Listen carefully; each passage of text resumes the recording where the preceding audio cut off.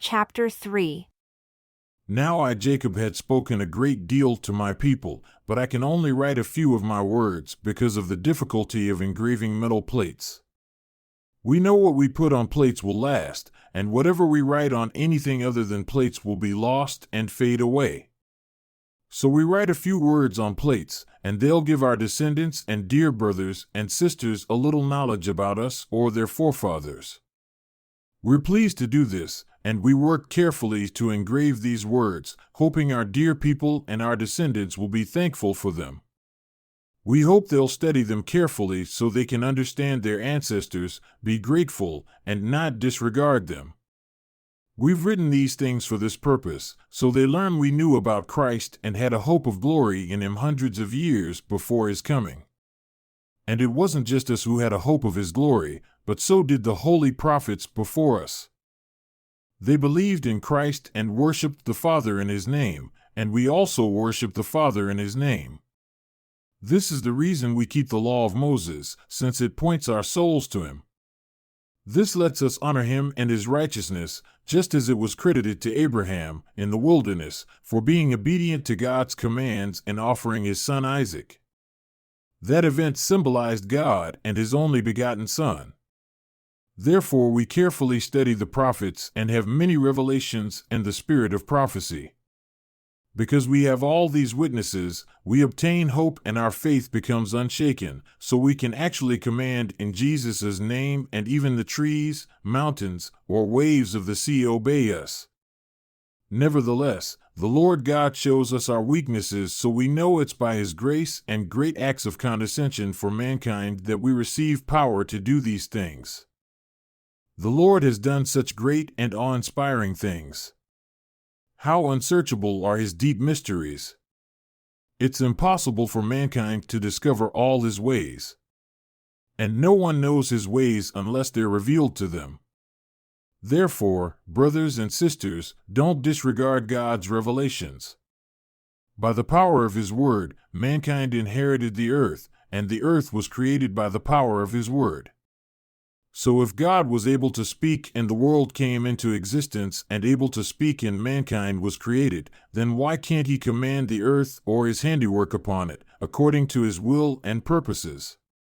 Therefore, brothers and sisters, don't attempt to give advice to the Lord, but decide to take advice from Him.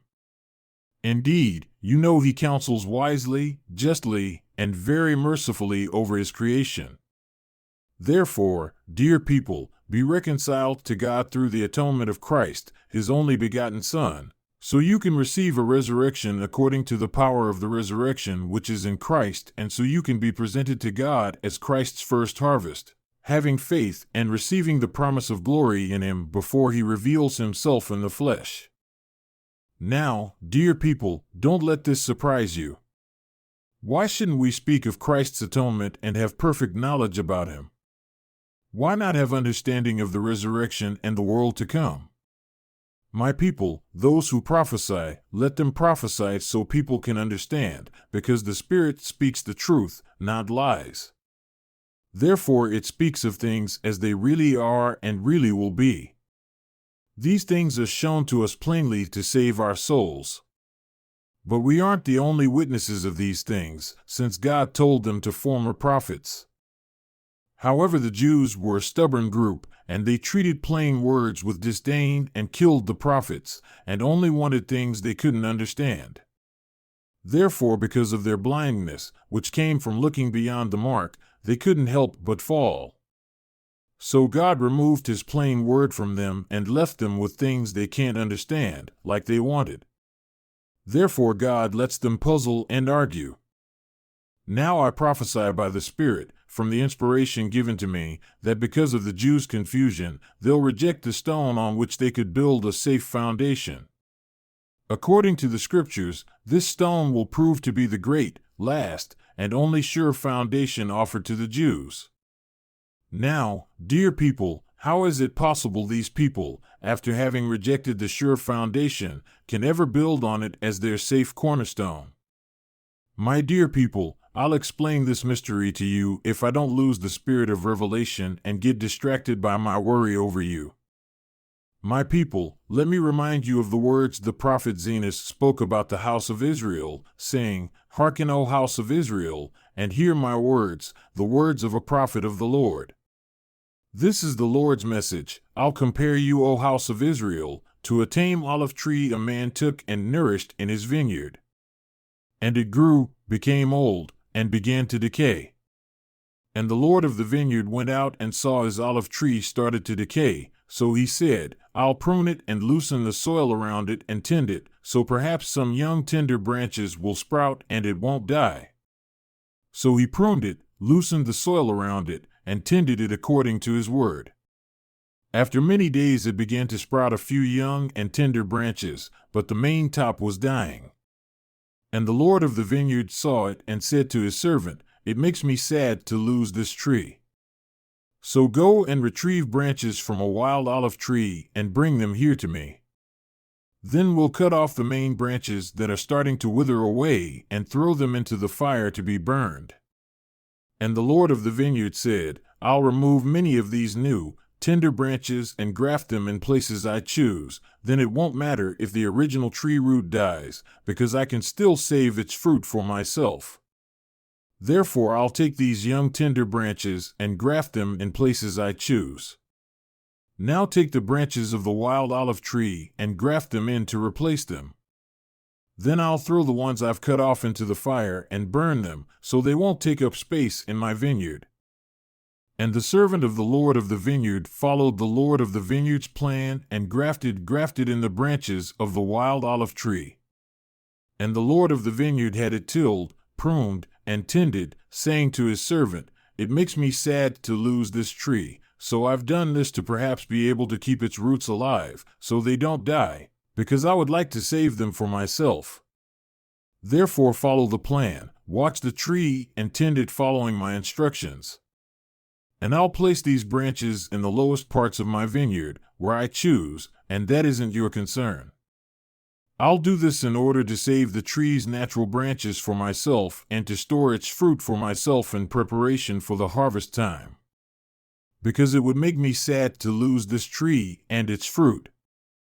And the Lord of the vineyard went his way and hid the natural branches of the tame olive tree in the lowest parts of the vineyard, some in one part and some in another, according to his deliberate plan.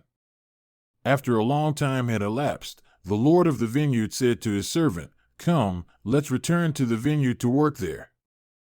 Then the Lord of the vineyard with his servant returned to work in the vineyard. The servant said to his master, Oh good! Look here. Inspect this tree. And the Lord of the vineyard looked and saw the tree where the wild olive branches had been grafted in. It had sprouted and begun to produce fruit.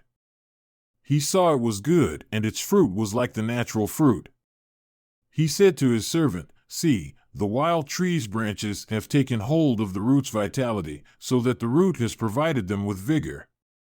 And because of the root's vitality, the wild branches have produced tame fruit.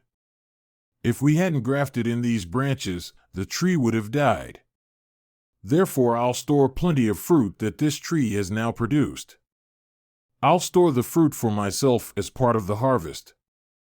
The Lord of the vineyard then told the servant, Come, let's go to the lowest parts of the vineyard and see if the tree's natural branches have also produced a lot of fruit, so I can store the fruit for myself as part of the harvest. And they went out to where the Lord of the vineyard had hidden the tree's natural branches, and he said to the servant, Look at these. He saw the first tree had produced plenty of fruit, and he saw it also was good. Then he told the servant, I've tended it a long time, and it has produced plenty of fruit. So take the fruit of the tree and store it as part of the harvest, so I can save it for myself. The servant asked his master, How was it that you came to plant this tree or this tree branch here? It was the poorest spot in the whole vineyard. But the Lord of the vineyard replied, Don't complain about it. I knew it was a poor spot of ground. That's why I told you that I gave it attention and cared for it a long time, and you see it has produced plenty of fruit.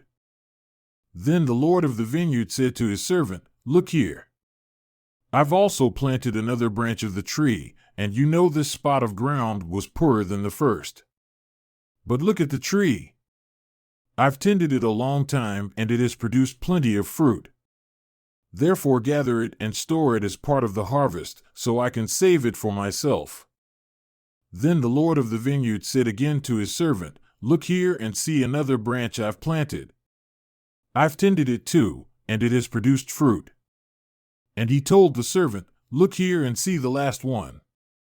I've planted this one in a very favorable spot and tended it a long time. And only part of the tree has produced tame fruit, but the other part of the tree has produced wild fruit. I've tended this tree like the others."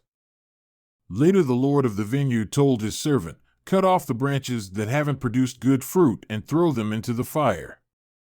But the servant said to him, "Let's prune it, loosen the soil around it, and tend it a little longer, so it will perhaps produce good fruit for you, so you can store it as part of the harvest." So the Lord of the vineyard and his servant cared for all the vineyard's fruit. After a long time had passed, the Lord of the vineyard told his servant, "Come, let's return to the vineyard to work there again.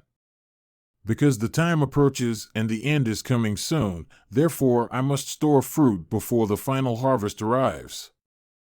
Then the Lord of the vineyard and the servant returned to the vineyard and came to the tree whose natural branches had been taken off and which had wild branches grafted in, and all kinds of fruit weighed down the tree. And the Lord of the vineyard tasted the fruit, every kind that had grown there. And the Lord of the vineyard said, "We've tended this tree a long time, and I've stored plenty of fruit for myself in preparation for the harvest. Now it has produced plenty of fruit. Although none of it's good, there are all kinds of bad fruit, and it's of no use to me, despite all our work. Now it makes me sad to lose this tree." And the Lord of the vineyard said to the servant, "What else can we do for the tree so that I can again obtain good fruit for myself?" And the servant said to his master, "Because you grafted in the wild olive tree's branches, they've saved the roots, so they're still alive and haven't died, and you can see they're still good." Then the Lord of the vineyard told his servant, "The tree is of no use to me, and its roots are of no use to me so long as it produces bad fruit. However, I know the roots are good, and I've kept them alive as part of my plans. And because of their great vitality, they've produced good fruit from the wild branches until now. But the wild branches have grown and overrun the roots. And because the wild branches have overcome the roots, the tree has produced a lot of bad fruit. And because it has produced so much bad fruit, you see it's beginning to die. It will soon be lost, reaching the point that we'll need to throw it into the fire unless we do something to keep it from dying." Then the Lord of the vineyard told his servant, "Let's go down into the lowest parts of the vineyard and see if the natural branches have also produced bad fruit." So they went down into the lowest parts of the vineyard and saw the fruit of the natural branches had also become corrupt. The first, second, and last, they had all become corrupt. And the wild fruit of the last one had overcome that part of the tree that once produced good fruit, to the point that the good branch had withered away and died. Then the Lord of the vineyard mourned and asked the servant, "What more could I have done for my vineyard? I knew that all the vineyard's fruit, except for these, had become corrupt. Now these that once produced good fruit have also become corrupt. All my vineyard's trees are now good for nothing and will need to be cut down and thrown into the fire. I planted this last one, whose branches withered away, in a good spot of ground, indeed, a place I valued above all other parts of my vineyard. And you see, I also cut down what was growing in this spot of ground so I could plant this tree in its place. You can see that part of it produced good fruit and the other part produced wild fruit. Because I didn't cut off its bad branches and throw them into the fire, they've overcome the good branch, so it has withered away. Now, despite all the care we've given to my vineyard, all its trees have become corrupt, so they don't produce any good fruit. I was hoping to save these, to have stored up fruit for myself as part of the harvest. But they've become like the wild olive tree, and they're of no value except to be cut down and thrown into the fire. And it makes me sad to lose them." But what more could I have done in my vineyard? Have I neglected my work and failed to tend it? No, I've tended it and I've loosened the soil around it, I've pruned it, I've fertilized it, and I've worked my hand almost the whole day, and now the end is approaching. It makes me sad that I must cut down all my vineyard's trees and throw them into the fire to be burned. What's ruined my vineyard? Then the servant asked his master, Isn't it your vineyard's ambitious overgrowth? Haven't the branches overgrown the good roots? And because the branches have overgrown their roots, growing faster than the strength of their roots, taking strength to themselves, I ask, isn't this the reason your vineyard's trees have become corrupted? The Lord of the vineyard told his servant, Let's go ahead and cut down the vineyard's trees and throw them in the fire, so they don't take up space in my vineyard. I've done everything I could. What more could I have done? But the servant said to the Lord of the vineyard, Wait a little longer. And the Lord of the vineyard replied, Yes, I want to give it more time, because it makes me sad to lose my vineyard's trees. Therefore let's take some of the original branches I've transplanted to the lowest parts of my vineyard and graft them into the tree they came from. And let's cut from the tree the branches with the most bitter fruit and graft in the tree's original branches in their place. I'll do this so the tree won't die, so that perhaps I might save the roots for myself and for my own purpose. And the roots of the tree from which I took the original branches are still alive. Therefore, to also save them as part of my plan, I'll take some of the tree's original branches and graft them back. I'll graft the original branches back to the roots of the original tree, so I can also save the roots for myself, so that when they're strong enough, they might produce good fruit for me, and I can still celebrate my vineyard's fruit. So they took branches from the original tree that had become wild and grafted them into the original tree that also had become wild. They also took branches from the original tree that had become wild and grafted them into their original tree's root. And the Lord of the vineyard said to the servant, Only cut away the most bitter, wild branches from the trees, and graft in their place according to my instructions. We'll tend the vineyard's trees again and trim their branches and cut from the trees the ripe branches, which have to be destroyed, and throw them into the fire. I'm doing this to let their roots perhaps regain strength, because they're still promising and because changing the branches will let the good overcome the evil. Now I've saved the natural branches and their roots and grafted the natural branches into their mother tree again and kept the mother tree's roots from dying. That way my vineyard's trees can perhaps produce good fruit again, and so I can celebrate with my vineyard's fruit. Maybe I'll be able to have great results because I've kept the roots and branches of the original plant alive. Now go ahead and call servants, so we can work diligently with our strength in the vineyard, so we can prepare the vineyard to again yield the best good fruit as I originally had in my vineyard. Therefore let's go work hard this last time. The end is approaching, and this is the last time I'll prune my vineyard.